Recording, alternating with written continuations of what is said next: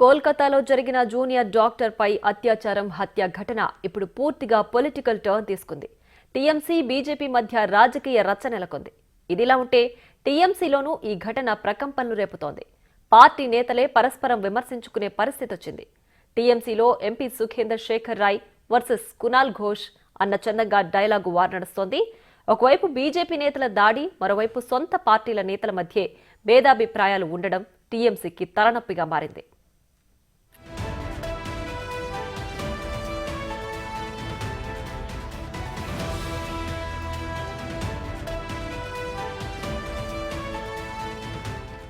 ఈ కేసు విచారణలో సీబీఐ నిక్కచ్చిగా ఉండాలని ఎంపీ సుఖేందర్ శేఖర్ రాయ్ ట్వీట్ చేశారు. కళాశాల మాజీ ప్రిన్సిపల్, పోలీస్ కమిషనర్ను కస్టోడియల్ ఇంటరాగేషన్ చేయాలని కోరారు. ఆత్మహత్య కథను తెరపైకి ఎందుకు తెచ్చారో తెలుసుకునేందుకు ఇది అవసరమని పేర్కొన్నారు. అసలు సెమినార్ హాల్ గోడను ఎందుకు కూల్చారని ప్రశ్నించారు. పోలీసు జాగిలాలను రప్పించేందుకు 3 రోజుల సమయం ఎందుకు పట్టిందని నిలదీశారు. ఇలాంటి వందల ప్రశ్నలే ప్రజలను మాట్లాడేటట్లు చేశాయన్నారు ఎంపీ సుఖేందర్ శేఖర్ రాయ్.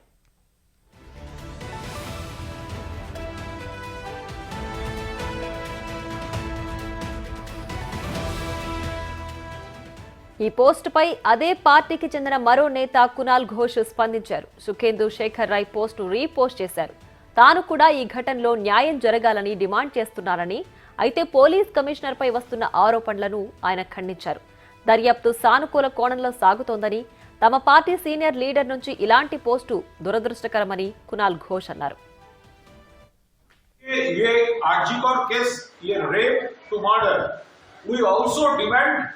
Justice.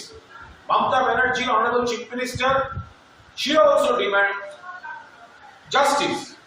लेकिन आज Honorable MP सुखेंदु शेखर राय जी जो ट्वीट किया, पुलिस कमिश्नर को कस्टोडियल इंटरोगेशन चाहिए, ये जो डिमांड है इसको हम अपोज कर रहे हैं, क्योंकि after getting information Honorable CP Vineet Goyal, he has done his best within 12 hours. An accused has been arrested. गिरफ्तार हो गया और इंटरोगेशन चल रहे थे.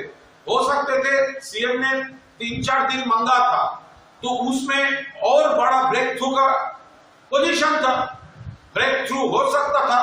तो अभी सीबीआई का पास है, उसमें सीएम साहब का कोई इतराज नहीं है, लेकिन अभी सीबीआई का पास है.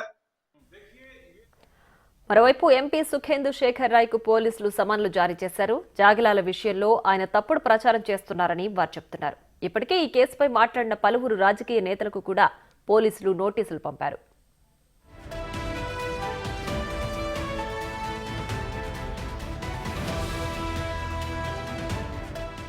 దేశవ్యాప్తంగా ఈ ఘటన సంచలనంగా మారింది. ఈ ఘటనలో ఎన్నో అనుమానాలు వ్యక్తమవుతున్నాయి.